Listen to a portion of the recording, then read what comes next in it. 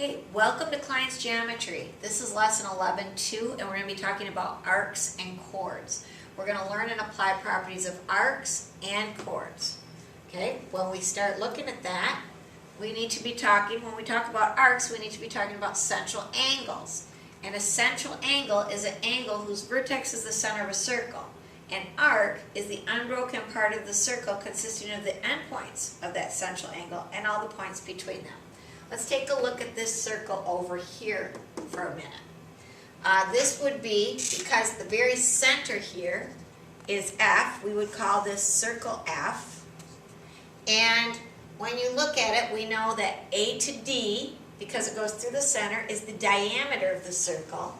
And F to D, or F to C, or F to B, F to any point on the circle is a radius.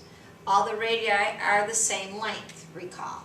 Now the arcs, an arc would be, if you think of our central angle, C to F to D, so a central angle would be angle CFD, or any angle with a vertex in the center of the circle.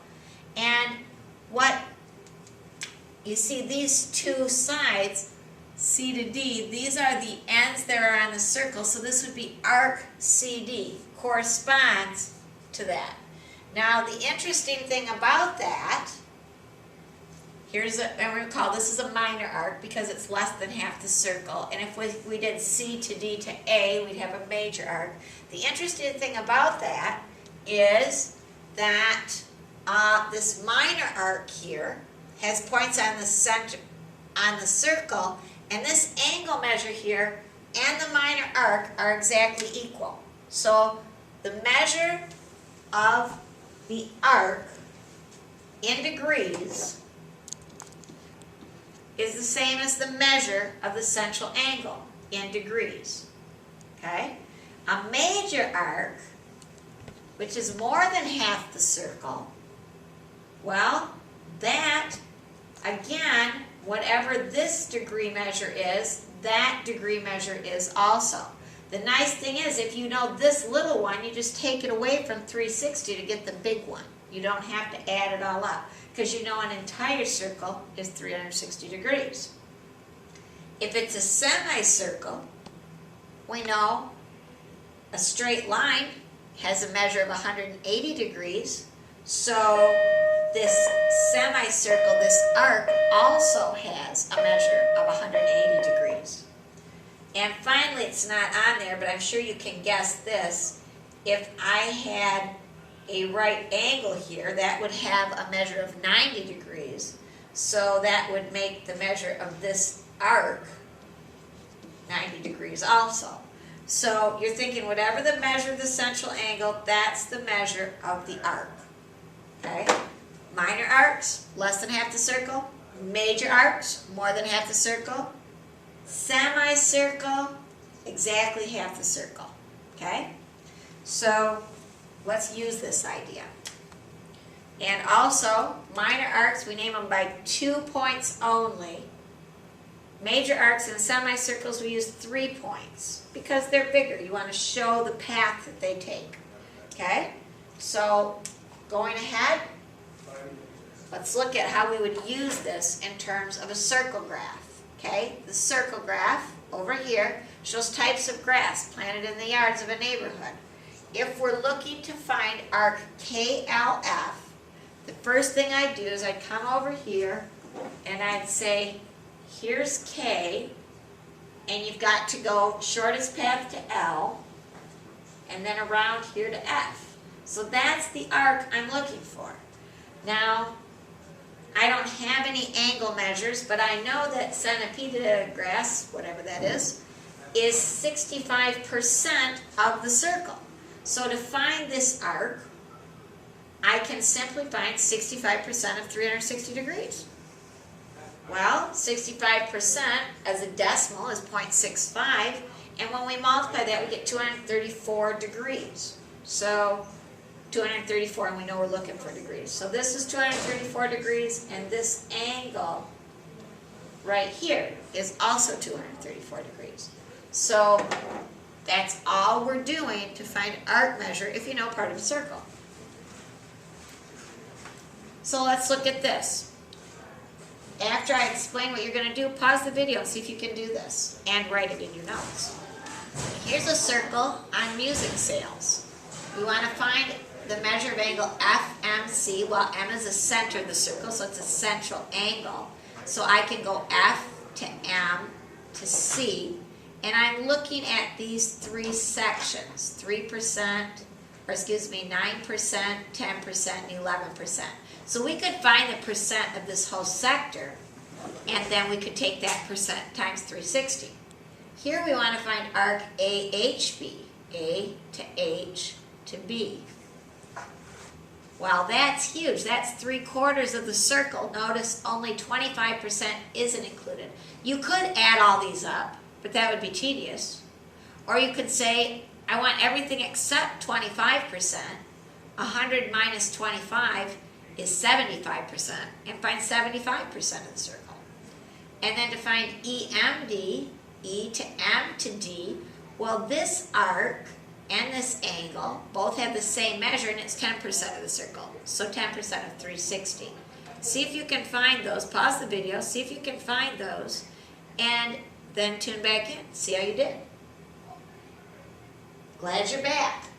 Let's see how you did now. We want to find the measure of angle F to M to C. So I'm going to look for F, M, C. All of this, 9%, 10%, and 11%. Well, 9 and 11 is 20, 10 more is 30. So I'm looking at 30% of 360, and I hope you got 108 degrees. For angle arc AHB, that M stands for the measure of arc AHB. Now we're looking at A to H to B. Well, that arc is everything except 25% of the circle. So I could say 360 minus, excuse me, that should be the minus, AMB, that circle, that arc angle. Or we could say, which is 25% of 360, so we could say 270. Or we might have gone very simply and said 75% of 360. And would have got 270 degrees also. And that is all of that. The other thing you might have done is just said, wow, that's a 90-degree angle. 360 minus 90. That would get you there too. Now when you look at E to M to D, so we're looking EMD right here, that's only 10%. So that's a nice easy one, 10% of 360. Well, you know, that just means move the decimal one place to the left. So there you go, 36 degrees. So hopefully that went well with you, and you'll see a lot of classwork problems like this. Now, adjacent arcs, little vocab for you here, arcs on the same circle that intersect at one point. They share a point. So R to S, S to T, they're adjacent. They share a point S. They share an end point. Here's the arc addition postulate. Just like the segment addition postulate you learned in Chapter 1, just like the angle addition postulate you learned in Chapter 1. Guess what? If two arcs are adjacent, you can add them together to get the bigger arc. That's all it says. Now if we want to find angle B to D, I would add BC and CD. That's what that means. So B to C, C to D, I add them together and I have arc BD. So using my angle addition postulate, let's see if we can figure this out. I don't have any measures there, but I could look and say, there's a diameter, and I know a semicircle is 180 degrees. Well, if I took away this 52, what I had left would be arc BD. So that's what I'm going to do. I notice I've got a diameter, a semicircle, so I'm going to just take away E to D. 180 minus 52, and get 128 for arc B to D. So be looking for those diameters, those 180 degrees. Sometimes they really help. Now, another relationship, within a circle, or if two circles are congruent, if you have congruent arcs, you're going to have congruent angles, central angles. That makes sense. So here, notice the central angles are the same, so the arcs are going to be the same. And if I had two circles and the radii was the same thing would happen. And if I got that, if I got congruent arcs and congruent angles, if I drew a little line in between here, a little chord from this endpoint to this endpoint of the arc, these segments would be the same also. So all of this in your book, Theorem 11.2.2, is telling you if you've got congruent central angles, you have congruent chords. If you have congruent chords, you have congruent arcs. And if you have congruent arcs, you have congruent central angles. So, basically, if you see this sort of thing, same, same, same. That's all it's telling you. And then we set things equal, because that's what we do in geometry, and we find variables. So you'll see something like this. T to V is congruent to WS, those chords. We want to find the measure of arc WS. Okay? Well, I know this arc is 7n plus 11 degrees, and this arc is 9n minus 11 degrees, and they've got to be congruent because the chords are. So I'm just going to set them equal.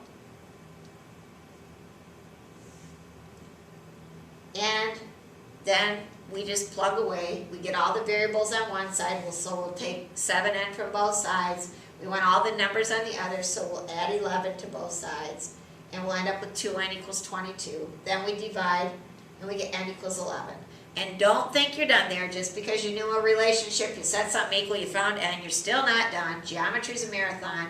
The question was find arc WS. So we're going to plug in that 11 right here and get 77 and 11, 88 degrees. And if you want to do a nice check, put in your 11 here. 9 times 11 is 99. Take away 11, you get 88 degrees here. So then you know this balanced, that was right, and this was right. Other things they might do, you might have two circles. Notice you got, but you're told circle C is congruent to circle J. If they're congruent, all the arcs, all the angles are. So then we know angle GCD is congruent to angle NJM. So now we know, because we've got congruent circles and congruent angles, that we also have congruent arcs and chords. Now we want to find N to M, this chord. Well, it's got to be the same as GD, arcs, angles, chords. So we're just going to say the arcs are congruent, so the chords are congruent, and then we're going to set them equal. Again, do the shuffle. All the variable terms on one side, take 5t away from both sides. All the numbers on the other, add 26 to both sides. Divide to get t alone, you know t equals 3. Don't be done. Finish her up. We want to find n to m, so put in 3 right here for t and get 16 for nm. So congruent arcs, chords, angles. Now, one last theorem for you. In a circle, if a radius is perpendicular to a chord, notice this radius perpendicular to this chord, then it's going to bisect the chord. These two sides, e to this point is the same as that point to f, and it's going to be perpendicular to the chord. Okay? So, if this is the same, now what's neat about this, we can find all kinds of stuff then, because I also know whatever the length of this radius is, that length is the same, that length is the same, the radius is the same anywhere on the circle. So now I've got a little right triangle, so if I know this and I know maybe this, I can find that, you know, or if I knew this, I could find that. So there's some relationships there. The Pythagorean theorem is going to come into play again. Find NP. You'll get something like this. Now let's be careful with this. we want to find this entire length. And I know that the radius is 8 plus 9. Because they gave us an 8 and they gave us a 9. 8 goes to here, 9 goes to here.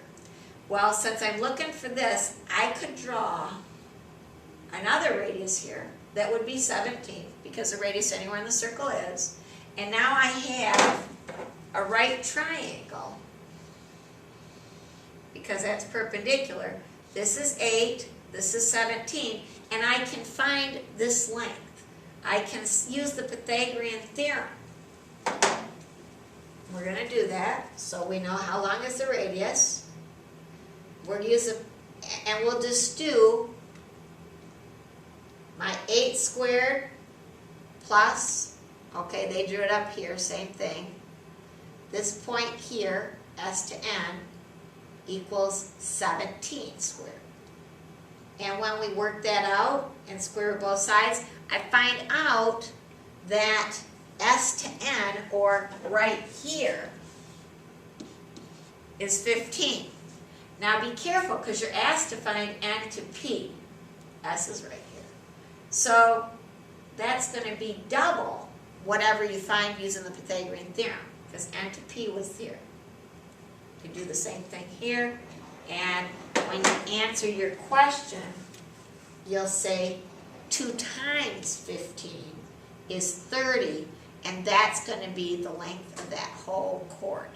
So things to remember: radius, add these two numbers together, Pythagorean theorem, whatever the short piece is, squared plus half your chord equals the radius squared, and then when you find your answer, double it to get length of the whole chord. So, in summary, things to remember: in a circle, the measure of the central angle is the measure of the intercepted arc. Remember, a circle is 360 degrees, and a semicircle is 180.